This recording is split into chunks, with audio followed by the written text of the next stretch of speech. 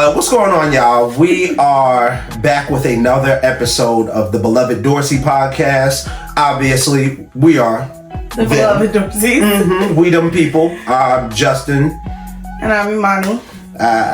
We are just a couple that enjoy talking about love and relationships, life, just, things that we're talking about and noticing ourselves in our interactions as we grow and mature. And talking about our experiences. Yeah, there is no professional degrees over here. We're just two people learning and, looking for a community of other people that are interested in the same things. Yeah, and just as a disclaimer, we are consistently growing and learning, so we ask that you grow with us as we grow and learn. All that. I'm going to start ending our podcast the way I'm going to start ending my videos with, but I don't know.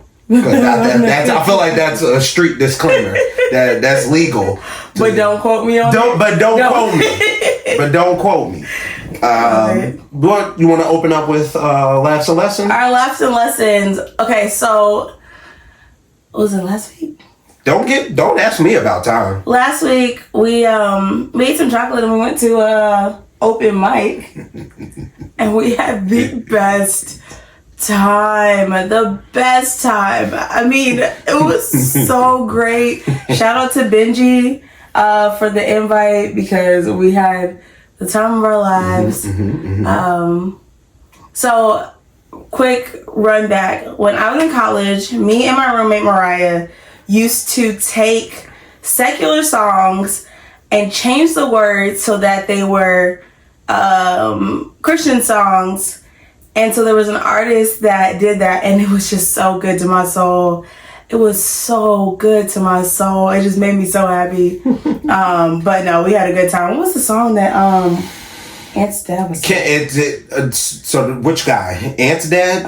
Okay, so Aunt's dad did Stand By Me, and he mixed it with Never Would Have Made It. No, never would have made it. It was so good. So good.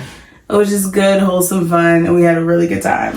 My laughing lesson, I'm going to go ahead and say, since we already talking about the event, my laugh is Aunt. Aunt Foster is whose event it was. And Aunt Foster is probably 5'1", 5'2". I don't know. He might be 5'5", maybe. I don't know. I don't know what Ant's height is, but Ant isn't a very tall man.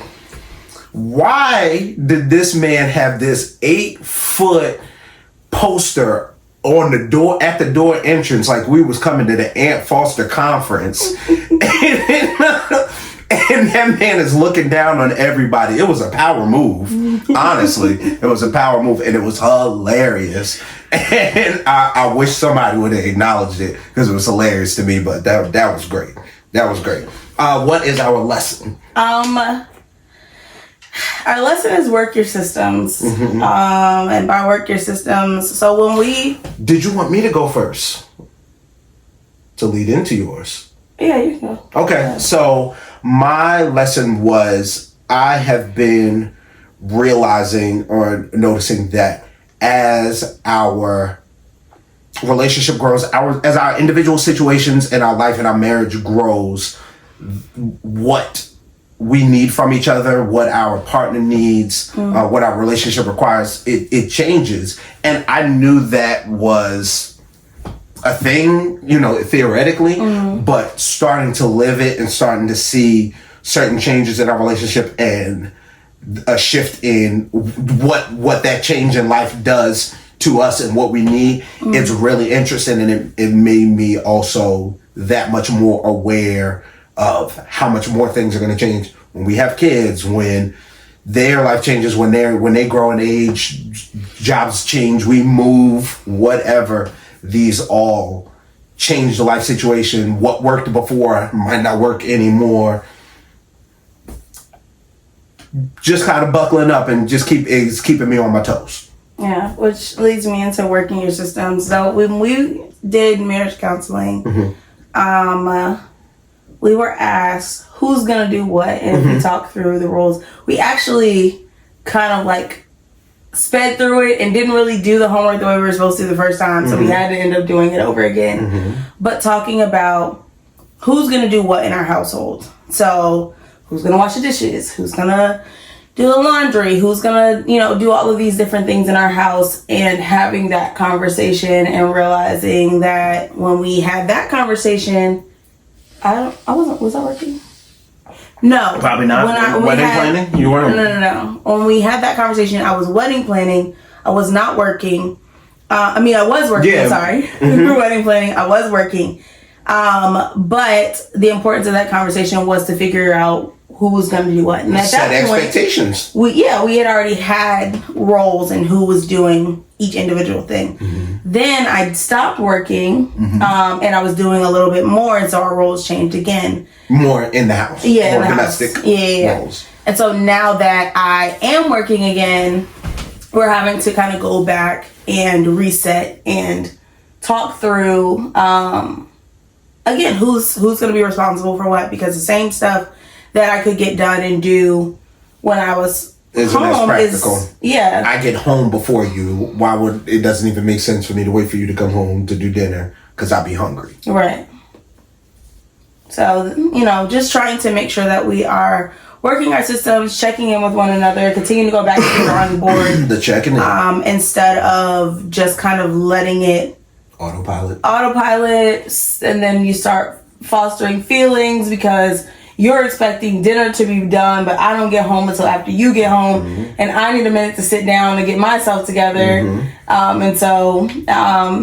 Then I feel like when you don't have those conversations, it starts to lead into unexpressed expectations. Now, I need something different in this space of working, and if I don't have that conversation with, hey, I can't do the things that I was doing before, now I'm expecting you to just understand that I'm working and things look different, and to make the adjustment without having the conversation. But the conversation is important and necessary.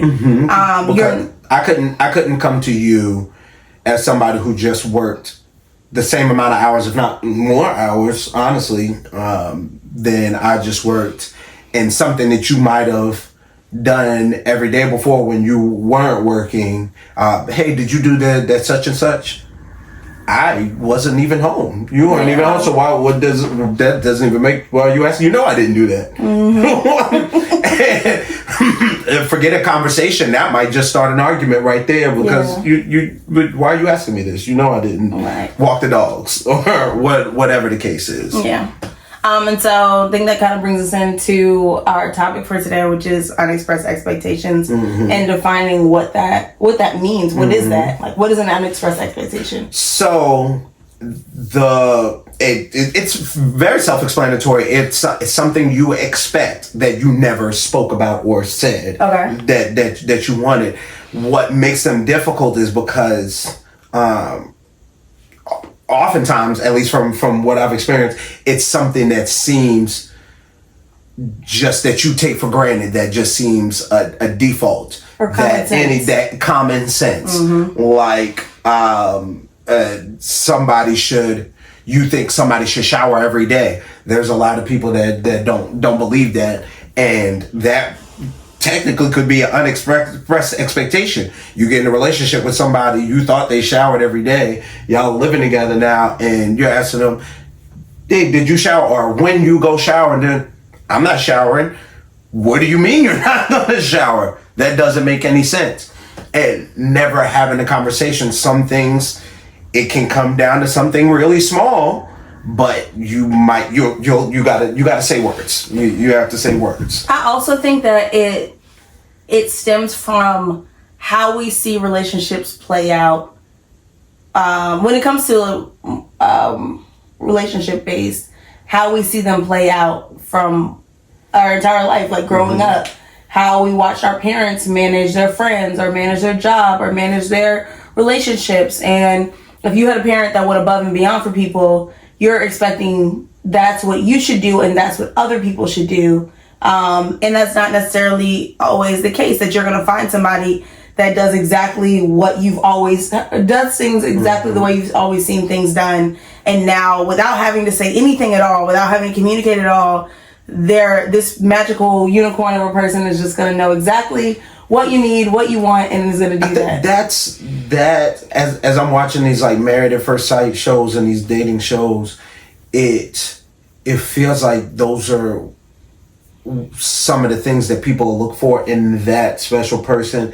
They want these things that are not realistic. The magical butterfly feeling, that is probably just chemical reactions and excitement and all this stress, and your heart beating all fast, that if you have in any long-term relationship for any extended period of time, it will kill you. Quite literally, your body is in this heightened state, but it feels good for a little bit. It feels good for looking for that feeling. And then a lot of people are also looking for somebody that just knows what to do, because they're on this vibe. Yeah, they're on this vibe. Like we get each other. But that'll get you in the future, because yes, you may get each other, but you're changing, you're evolving, you're growing as a person. You should be. And so as you change, grow, and evolve, you have to communicate, because your needs that you had. If we met when I was 24. You were still in college. Not still in college, but you still lived. No, I was 20. No, I didn't. You still lived. So when I met you, you lived over there off of UNCG. That's an unofficial college housing. Like that's I had a roommate. I think I was like 23. 20. Yeah, and that whole neighborhood makes me think of being in college, because I went to UNCG, and that is the housing where people that if they lived off campus, that's where they live, because it's like across the street from the school. That's not, but I get you. Mike lived over there for 8 years. That going over there just makes me think of house parties. Just makes me think. I got you. But who I was at 23 is not who I am at 28. And so if we vibed at 23, because you got who I was at 23, but as I've healed and grown and changed the things that I wanted in life and all of that, I can't expect you to just get me because you get my vibe, or we feel like we're in sync. No, there has to be some sort of communication. He's not a mind reader. I'm not a mind reader. I don't know that you need something, or I don't know that you are missing something if we don't have that conversation. That is, what's the thing when you, that's self-accountability, and that's work. It's easy to have a relationship where y'all just get each other. You don't have to do these things. And it's appealing to find somebody that you don't have to do these extra steps. But that is an unavoidable thing if you want a healthy relationship. At some point, you have to dig deeper. At some point, you have to talk and say words.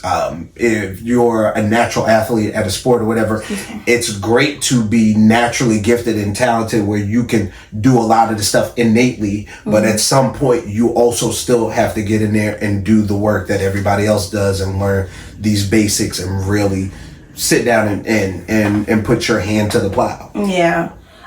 So question, when do you think or feel like you started to become aware that you had unexpressed expectations? Everything is 100% therapy for me. I didn't know I was a person until I started going to therapy. My pre-therapy self and my post-therapy self, it feels like two different dimensions. It's weird for me to try to compare them, because I more remember how some feeling more than specific. I thought this, I thought that, but there's a lot of things I wasn't even aware of to have an opinion on. But unexpressed expectation is a thing that came about somehow from going through therapy and realizing that I live in my head. And in realizing I live in my head, I'm also having these conversations and these things that I feel a way about, but I'm not actually saying. And in realizing that and identifying that, I'm like, oh, I'm realizing I'm already having this conversation in my head about how mad I'm going to be if I get home and I see this, or I don't see this thing that I never said anything about. And so it's just, if she's going to do the thing that I think you're supposed to do, like, or I hope dinner's ready when I get back home, or I hope she picked up that thing that, you know, I may have asked you about earlier in the day, but I didn't give you the grace to remind you, and you had all this other stuff going on. Who knows? But I, somewhere in that frame of coming home and realizing I'm expecting you to have cooked or have done this or have done something, probably maybe when you were working from home, or at least getting home before me. I don't know. But I remember having that moment of, oh, I'm already 10 steps ahead in that argument that we had after I came home and this thing wasn't done. Let me backtrack. Yeah. I'm gonna send a text message. Yeah. Hey baby, is it possible that let's set us both up for success? Yeah. I would also like to say, when your partner starts going to therapy and they start doing the work and things start changing, it is not comfortable. Oh, because it then starts to work something in you. And I was going to therapy before you started going, and I still was kind of having a hard time with adjusting as you were changing and as you were growing. And I remember calling my therapist and being like, yeah, but then Justin called and he said this and he feels like this or whatever. And I just don't, she was like, he feels safe enough to talk to you and to share with you, and this is what you wanted. And so though it may not always come out the way that you want to hear it, you still have to realize the thing that you asked for, you are now receiving, and now you have to be patient as he figures out how to communicate it properly and giving grace in that. And so I remember that adjustment not being easy, and also realizing that as you're changing, I have to communicate with you. I have to let you know. I can't just be like, oh, he's changing, he'll eventually get it. I also have to say, hey, I hear what you're saying. I understand what you're saying. You know, and if it bothers me, asking you to pose it differently. Asking you to say it in a way that is more palatable, or letting you know how you said it affected me. You know, yeah. So I think in that space, just because somebody is doing the work on themselves doesn't mean that is going to always show up clean, crisp. I feel like we could have could be another episode on the getting what you asked for. Essentially, you're making a request of a partner, and did you really then actually being prepared for that thing? Because I remember multiple times where, in response to you asking me to share my feelings and do the stuff, then actually going and doing those things and sharing it, and it was not an ideal situation at first. The response wasn't perfectly received, and I'm sure I admittedly said, hey, I'm working on the delivery. I can't do it all at once, but I'm saying words. I'm literally gonna throw the words at you. Bam, here. Okay, I throw them hard. Okay, I'm gonna throw them softer, underhand. But you're gonna take that right to the neck. And I think realizing it may always be so. It's always gonna be a little uncomfortable. Yeah. But we can work at being better about how our delivery, the atmosphere we create for the scene. Benji and I were talking about this topic in Unexpressed Expectation, and he was saying him and his wife do, bro, what did he call it? Not talk out time. I don't know. Like, it had a title, but hey, can we have a come to Jesus meeting, or whatever you want to call it? Okay, so you already know what's up. We already know, setting the scene a little bit for this feedback, or no, hey, I'm not really in the mental space for talk to Jesus time or come to Jesus moment. I think in expressing your needs, which is super important, you also have to express your boundaries, and then respect other people's boundaries. Like you said, they were saying, oh, we need to have a come to Jesus meeting, not right now. Or, and also being able to be like, okay, you don't need to talk about it right now. I may need to talk about it right now. So that may look like me talking and you listening, where you don't have to say anything, but this is my need. And if I don't express my, this thing to you, then I may harbor some resentment, or I may harbor some hard feelings, and kind of just communicating those needs and respecting each other's needs, and respecting when someone says, I can only do but this much. Like, hey, I'm overwhelmed, I can only do these 3 things, and that's it. But if I don't explain that to you, if I don't express that to you, and I'm expecting you to see the stress on my face, read my mind and know that I have all these things going on. Like, I came in the house the other day and I was like, babe, I just need a minute. I don't have it to give right now. And I apologize because I know that you may need help right now, but I just don't have it to give, and I'm tired. And and I'm not sure if you were mindful of it the first time you said that.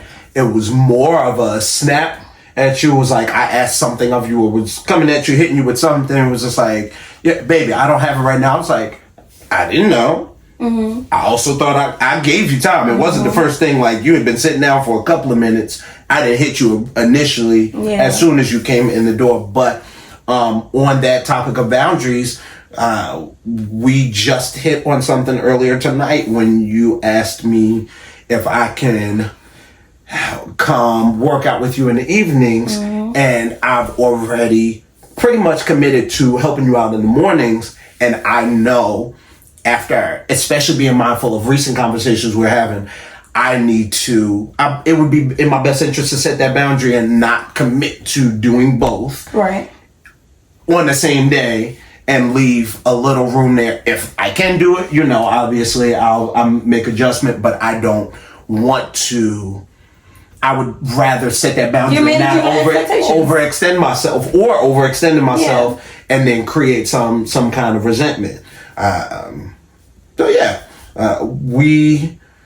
We had a conversation, or started having conversations, because your new schedule has brought us into a new space of, hey, what's our new balance now? Because now I get home earlier and my schedule has changed, and so there's a shift in who's in the house more, who's more available to do certain things. I'm at work 9:30 to 6 with no break. That's definitely, it's more hours than I work. I'm much more mobile or flexible, and I'm not.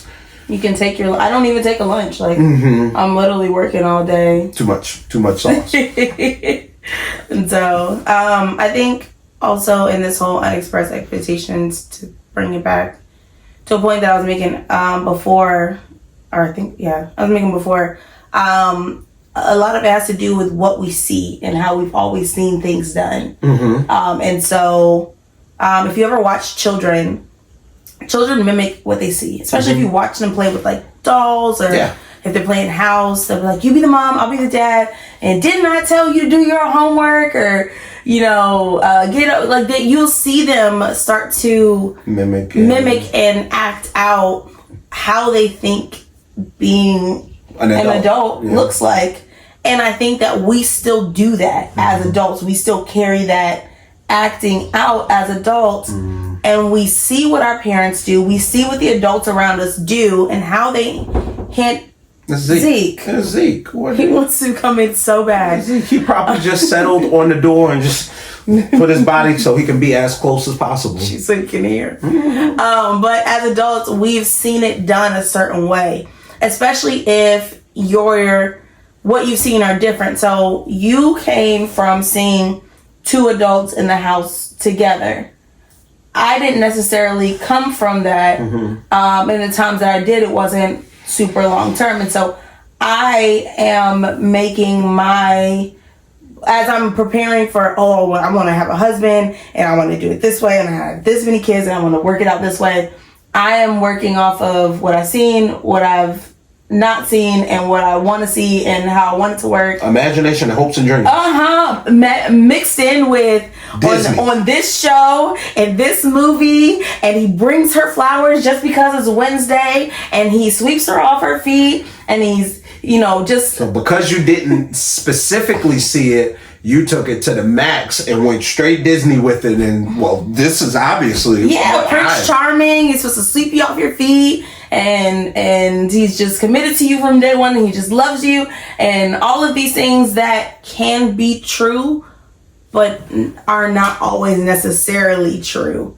And having to come to terms with that, and having to express, I know we had a conversation where I was like, romance is important to me. Like, I don't want to just go day by day and there is no fun and excitement and spontaneity and romantic moments between us. Like, that's important to me. That's necessary for me, and it makes me feel loved. But the unexpressed expectation is, oh, well, my husband never buys me flowers. My husband never takes me out on dates. My husband never surprises me with this and the third. As you get on social media and you watch all of these other people get these things that you want, but you never sit down and have. But if I say it, then it's not romantic, because I had to tell him that he should just know to do these things. And we made a post talking about the fact that it is not less romantic, it is not less meaningful if you tell somebody and they do it. It means more because I said it and you heard me, and you know that you're heard because they'll continue to do it. It won't just happen that one time. Because how else are they going to get it right? Because what if you only like one kind of flower? Or you don't like flowers and you just want candy or chocolate covered fruit? Or you hate chocolate covered fruit and really you want whatever. Who knows? Speaking of, I would like chocolate covered strawberries. Okay. Strawberry locusts. I would take a shot. Chocolate covered strawberries. Locust. I thought I heard it the previous time. Strawberry. Say it with me. Strawberry. No, you're not saying it with me. Strawberry. Nope, you're still not saying it with me. Straw. Oh, you just disobedient. You just don't listen. I've expressed my expectation. I would like you to say it with me. Strawberries. Berries. No. Get on my nerves. Oh, I love you. Anyways, I would like chocolate covered strawberries. Please, thank you. Soon. And very soon. You're ridiculous. But a lot of times, because of social media, because of the movies we watch, the shows we watch, we have this idea that love and relationships and romance is just automatic. As soon as you date somebody, they're just going to already know exactly what you like and how you like it, and it's just going to come to you perfectly, and that's not realistic. That's not true. It is not until we start to have the conversations, and even sometimes the things that people do when we start dating, we expect them to do later on. But if you don't then say, that stuff that you used to do was important to me, and it made me feel this way and that way, it made me feel loved, it made me feel cared about, it made me feel seen. It's just like, okay, well, I was doing that. That was the thing I was doing to get you. And now we're together, so it's cool. Like, you're not expecting that stuff. We already kind of took off the rose-colored glasses and all that other stuff. And it's like, no, I still need that. That still, to me, communicates love. That still communicates to me appreciation and, all of that. And so I think it is super important to have those conversations. So, talking about that, in order to be able to have that conversation, you need to be willing to be vulnerable and hold yourself accountable and be self-reflective, because it's so much easier to be mad at someone and to fuss them out for going out all the time or not being home, instead of saying, I really was looking forward to seeing you tonight after you got off. We haven't gotten to spend as much time together as I would prefer. And I'm just really missing you. And it kind of hurt my feelings when you chose to go out instead of that is a whole different posture that requires so much vulnerability to put yourself in that space and let your guard down instead of just being angry and attacking that person. And also, it's so much more effective. Mm-hmm. It's so much more effective. One of my married friends, Clay, and I was talking about, he wanted to express something important to his wife and the change he wanted her to make. And he was like, well, I've been dropping hints here and there and doing, I was like, because all that's going to do is... People don't get hints. People don't get hints. And then also, all that's happened is you feel like you've been saying it, but you can't guarantee that it's been communicated. And then you're just going to get frustrated. And then it really does turn into an unexpressed expectation that you're just mad about, and there's resentment over this thing that y'all never really openly talked about, as opposed to you coming to them and just saying, this is how I feel. Mm-hmm. This is what's important to me. You talking about the romance thing and giving your backstory and reasoning, it makes it has me so much more invested in it, and it gives me better understanding of you and why this is important, instead of just do this thing. When you care for somebody and you love them and you want to see them happy, if I say kind of like what you're saying, hey, I would have preferred to have spent time with you, instead of being like, oh, you always going out, you always doing this, and you don't never, and just kind of attacking your partner, instead of just saying, how do you feel? I really wish you, I was really looking forward to you coming home and us sitting together and doing this, that, and the third that we love to do together. It makes it hard for your partner, who may or may not realize that they're doing something that you dislike, to then change that action, because then they just feel attacked. And when you feel attacked, you get defensive. Mm-hmm. You're like, I'm not doing anything wrong. I do all these things around the house, or I go to work, I make sure the bills are paid. The least it should be nothing for me to be able to hang out with my friends, instead of hearing... You justify it as opposed to hearing the need of your partner. And when you share your needs with your partner, it gives them a space to be gentle with you and to be understanding of your needs and your wants. And the focus isn't the action. The action is just a byproduct. The focus is the feelings. And if we focus on the feelings and talk about those feelings, then the actions can be a byproduct. It was like, well, you feel this way, I don't want you to feel this way, I want to support you in this time and need. What changes, or what can I modify that I can do that? I don't know if we shared this already, but that's like Christmas, where we had a game plan, we had what we were going to do, that changed, and trying to, the root of it was, hey, I feel like we had a plan and you abandoned me, and it made me feel like this person that's supposed to be on my team is not on my team, and really what I don't realize is I'm out here alone, and I didn't like feeling alone in that moment.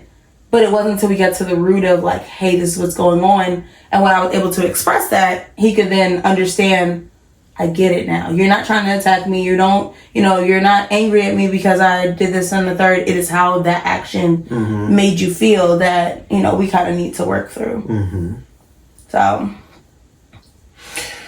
I think the point can't be stressed enough about the willingness to be vulnerable, and in order to have a relationship that you don't have these unexpressed expectations, or you're able to start working on them, is to also foster an environment where each partner feels safe.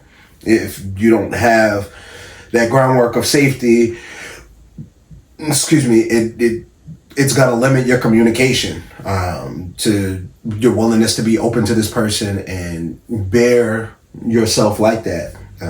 I'm sure affect a whole bunch of other areas, but that vulnerability and that willingness to also self-correct, to look at yourself and check yourself and say, what do I really feel? Why do I feel this way? Those things are important. Just remember, there was something else you talked about earlier. When you said, oh dang, I had it and I lost it. Earlier you said, we were talking about accountability and dang, I lost it. Oh well. It's probably gonna come back to me. While you think about that, I think some of it also has to do with the fact that your struggle with expressing your expectation usually has to do with your pride. Mm-hmm. And trying to be all big and bad and not let people see that things get to you or bother you or whatever. To be vulnerable. Mm-hmm. And so when you are operating in pride, it's hard to say I was wrong, or it's hard to say you hurt my feelings, or it's hard to say that made me sad. Instead of realizing like you are not the enemy. We are fighting whatever problem this is together, and that means that we have to work together. In order to work together, we have to communicate. We cannot be on the same team and not communicate. That doesn't make any sense. Don't work. Every team has a game plan. Every team has plays that they gotta follow and all of those things. And so a lot of this is putting down your pride and realizing I'm in this with this person, not against this person. And so if I'm in this with them, that means that we can brainstorm. That means that we can figure out what is the best move for our team and where we're going with this. I think it's detrimental to not sit down and have those conversations. Even if it takes you 3 hours to get to the point, talk through it, work through it, you know? And you get better. The longer you do it, the more you enter that space. Even if it's uncomfortable, it gets better. You get better at navigating it. It is like a muscle. I also feel like if you have an issue with sitting and talking, then you need to reevaluate if you're ready to be with somebody, because being with somebody requires sitting and talking and working and talking again and getting to the root of it and talking again and coming back and checking in and talking again. A lot of this relationship work deals in communication. I think that's the honestly probably most important thing. It is the thing I've been hyper focusing on, the thing I appreciate most about our relationship, and that I notice most when I'm watching these shows and talking to other people. Everything seems like it stems from some type of breakdown in communication or malfunction in the communication. It's like I don't remember her name from Married at First Sight in this season. When she got to the end of when they said Shaquille and her girls, the guy's name is Shaquille. Kirsten is her name. Kirsten. And Kirsten is like, I wasn't not gonna. You may now kiss, because I remember officiant said you may now kiss the bride. Yeah, and she didn't kiss him because she gave him her cheek, but then she was like, he didn't even ask me. But this is a stranger. She doesn't know this man. She just met this man, and she's expecting him to ask her to kiss her. Expecting him to ask her to kiss her or whatever. But he's probably thinking, you entered into this, you may now kiss the bride. You didn't say I don't want to kiss, or you didn't say any of these things, and I don't want to not kiss. That's you. The expectation also on his end is that of course I'm going to kiss. Or I don't want to not go in to kiss you and that be detrimental to our new marriage. And so I'm going to go in for the kiss. But they didn't have an opportunity to. Oh, yeah, they had. There was no space to talk about any Every of that. expectation they have is unexpressed. Or like, what's the guy? He has the red hair. Clint and. Lindsay. Clint and. Does it start with an L? I don't remember what her name is. But I don't know why I remember the guy's name. Her being offended by how he described the type of women he likes, which he didn't know that was going to offend her so bad to the point where she didn't want to move in, and they're kind of having issues in their marriage. He was expressing, this is what I'm used to dating. He didn't mean any harm by it, but until we have the conversation of, hey, I don't feel comfortable with you talking about women's bodies or talking about weight or, whatever. But she had to be willing to admit that and have that conversation and say, hey, I know we're new to this. I know we just met. This is what's okay with me. This is what's not okay with me. This is what makes you feel offended. This is what doesn't. Same thing about her making the comments about his hair. Yeah. It was his job to advocate for himself and say, hey, we're new to this. I want you to know that I don't like being called a ginger. I don't like... the way you're referring to me or the tone, the angle you're coming at is just... It's not jiving with me right now. And sometimes even when you've been with somebody for a while, you still have to realize there's points and pockets and little crevices that get missed from when you meet somebody to 5 years from now, where you may not have known that this was something that was going to set them off because you were never in that situation, or they were being more passive and not really saying, this is something that bothers me. So anyways, we said all that to say, make sure that you are having a conversation and you are advocating for yourself, and you are the words. Yeah. Make the mouth sounds. Communicate the things because it's important. It's important. It's meaningful. It will take you the distance with somebody to just sit down and give them the grace that you need and have the conversations and say the words and, and do all of that. Say them words. Say them words. Before we wrap this up, we usually like to share some date ideas. And so we have a date jar. It has little popsicle sticks that have date ideas in it from one of my bridal showers. So from one of my bridal showers.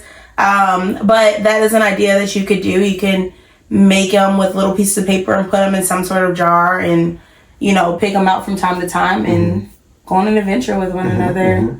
I think, what was it, last year?